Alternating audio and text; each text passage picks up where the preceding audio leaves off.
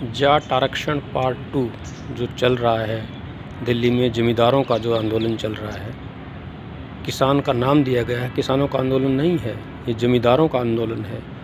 जनता समझ ले कि ज़मींदार और किसान में अंतर होता है, जैसे दुकानदार और बड़े व्यापारी में अंतर होता है, जैसे छोटा कोई भी सुनार और सोने की दुकान जिसमें सोना बिकता है उसमें अंतर होता है। इसी प्रकार ज़मींदार और किसान में अंतर होता है।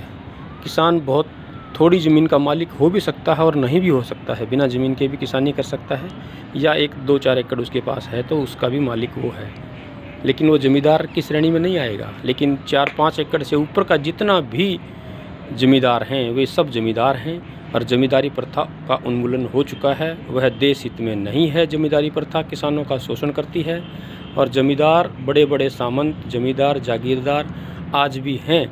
वही एमएलए एमपी बनते हैं और वही जो है अपनी मंडियों पर उनका कब्जा है, और वही किसानों का शोषण करते हैं, और कोई शोषण नहीं करता। जो बिल में प्राइवेटाइजेशन की बात है कि ओपन मार्केट करके बिल को खोल दिया जाए, तो इसमें बड़े प्लेयर्स जो आएंगे वो छोटे किसान से नहीं खरीदेंगे, वो इन्हीं ज़मींदारों से खरीदेंगे। और किसान डायरेक्ट यदि अपनी कोई कोऑपरेटिव सोसाइटी वगैरह बना के कुछ देता है तो वो एक अलग इशू है। लेकिन यही जो ज़मींदार हैं बड़े, ये किसानों का शोषण करते आ रहे हैं शुरू से और आगे तक करते ही रहेंगे। इन्हीं को बीच से निकालने के लिए सरकार ने प्लानिंग की है कि ये जो बीच के बिचौलिए हैं, ये ज़मींदार ही किसान और बड़ी बड़ी जो कंपनियां हैं फूड प्रोडक्ट्स जो बनाती हैं उनके बीच में ये ज़मींदार हैं, और ये अपना जो बीच का कमीशन है उसे खोना नहीं चाहते। यही आंदोलन है। दूसरा पक्ष इसमें जो जाट आंदोलन, जाट आरक्षण का जो आंदोलन हुआ था, सभी जाट उसमें शामिल नहीं थे, ये सत्य बात है। कुछ भ्रमित जाट उस आंदोलन में शामिल थे जो कि जाटों के लिए आरक्षण मांग रहे थे। और जैसे कि आप उसमें पकड़े भी गए थे, हुड्डा गैंग प्रोफेसर एक वो जो था, वो बातचीत उनकी टेप हुई थी। तो ये जो सोनीपत और रोहतक से जो हार हुई हुड्डा की, वो उसी बरादरी को उसने तोड़ा और उसकी हार हुई, क्योंकि उसने भाईचारे को ख़त्म किया। जाट आरक्षण, और उन्होंने नॉन जाट की दुकानें फूंक दी शहर में। जितनी भी नॉन जाट कम्युनिटी थी छांट छांट के उनकी दुकानों में आग लगाई। आपने देखा बलात्कार हुआ वहाँ मुरथल में, और दूसरे लूटपाट की गई दुकानों में जो नॉन जाट की दुकानें थी। ये अच्छी बात नहीं थी। ये बिरादरी को 36 बिरादरी में फूट डाली गई उन जाटों के द्वारा जो आरक्षण की मांग कर रहे थे। सभी जाट आरक्षण की मांग नहीं कर रहे थे, आज भी नहीं चाहते सभी जाट आरक्षण, लेकिन जो आरक्षण की मांग कर रहे थे जाट, केवल उन्होंने 36 बिरादरी में फूट डालने का काम किया। और उस फूट का रिजल्ट ये हुआ कि हुड्डा और दीपेंद्र उस दोनों के दोनों सोनीपत और रोहतक से हार गए। वो उसी फड़फड़ाहट में अभी भी हैं। वही जाट जो जाट आंदोलन में शामिल थे, वही जाट अब दिल्ली में इकट्ठे होकर घेरा डाल रखा है। दिल्ली को घेरने की, 26 जनवरी के प्रोग्राम को ख़राब करने की और तरह तरह की साजिश कर रहे हैं। तो जितने भी नॉन जाट किसान वहाँ बैठे हैं वे एकदम उठ करके आ जाएं, क्योंकि उनकी मंशा कुछ और है। किसान आंदोलन के बहाने वो अपने जो फेल हुआ था जाट आरक्षण, उसको पूरा करना चाहते हैं।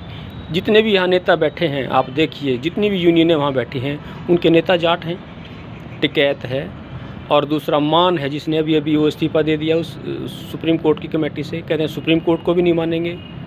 अरे ये आरक्षण मांगने वाले जाट ऐसे क्या हो गए भाई, सुप्रीम कोर्ट को भी नहीं मानेंगे, संसद को भी नहीं मानेंगे, बस ये यूनियन के नेता हैं तो बस यही रहेंगे, कोई यही कानून बनाएंगे।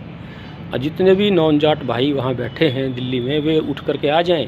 इन लोगों का एजेंडा कुछ और है, और इसके अंदर कुछ जो है तत्व वामपंथी मिले हुए हैं।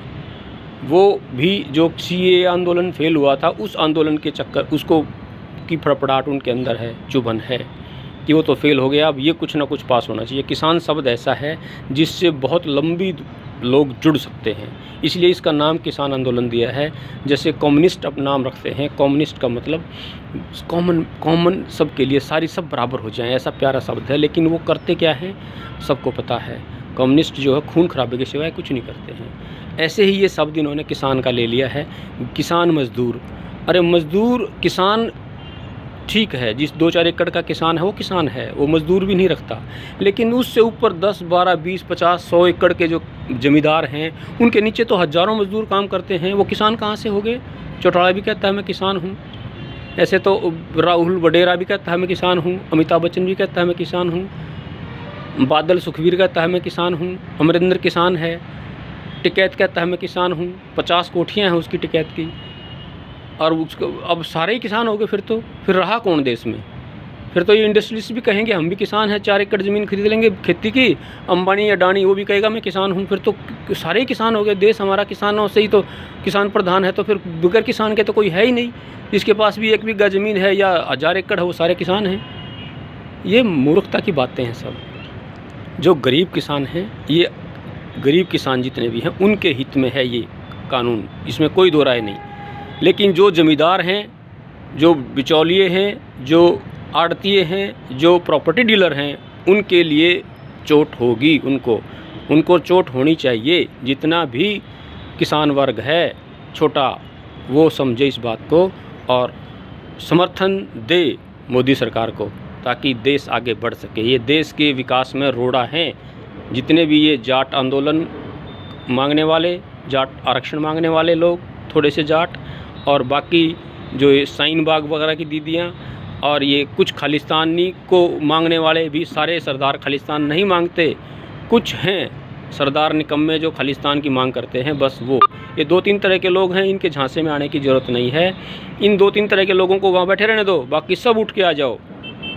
मेरी तो यही प्रार्थना है कि आप इस बात को समझेंगे, विचार करेंगे और देश की तरक्की में रोड़ा नहीं बनेंगे। 26 जनवरी हम धूमधाम से मनाएंगे। धन्यवाद। ओम।